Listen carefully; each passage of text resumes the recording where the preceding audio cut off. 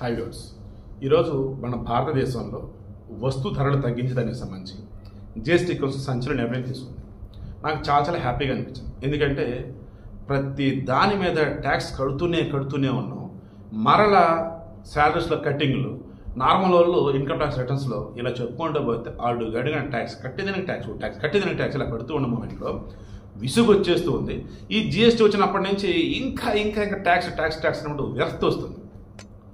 అందుకని జనాలు గవర్నమెంట్ మీద చీ కొడుతూ ఉంటే ఇలా వదిలేరా బాబని ఇప్పుడు జిఎస్టీ మొత్తం 4 స్లాబులు 5, 12, 18, 28. ఇందులో 12 స్లాబు 28 స్లాబ్ ఎత్తేసారు. ఇక నుంచి జిఎస్టీలో 5% ట్యాక్స్, 18% ట్యాక్స్ ఇవే ఉంటాయి.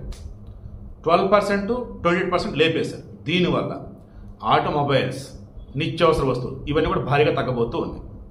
సో ఏదైనా సరే గవర్నమెంట్ అయినా మిగతా ఎవరైనా పాలకులైన గతంలో ప్రజలని ఓ రకంగా మొదట కొంచెం ఇబ్బంది గురి చేస్తారు. ఆ తర్వాత దాని నుంచి కొంచెం ఉపశమనం కలిగిస్తారు. దాంతో అసలు ఏమీ లేనప్పుడున్న అనుభూతి ఉండిద్దే దానికన్నా ఈ తగ్గించినప్పుడు లేదు. మొదట అసలు ఏమీ పెట్టకుండా కడుపు మార్చి ఆ తర్వాత అంటే బిర్యానీ పెడతారని చెప్పేసి కడుపు మార్చి ఆ తర్వాత కొద్ది రోజులకి పచ్చడి మెతుకులు పెట్టగానే నువ్వు మహాప్రభు అయ్యా, ధర్మప్రభు అయ్యా అని అంటారు. చూసారా? అది అన్నమాట.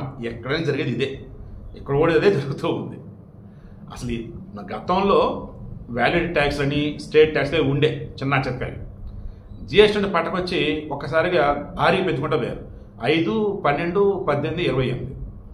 దీంతో నానా రకాలుగా జనాలు ఇబ్బంది పడుతున్నారు. ఓపెనింగ్ అనే స్టేట్మెంట్ ఇస్తునేసరికి ఇక రియలైజ్ అయిపోయి ఏం చేశారు? 5, 18 మాత్రం ఉంటాయి, 12, 28 మాత్రం ఉండమని చెప్పున్నారు. త్వరలో అమలులోకి రాబోతా ఉంది.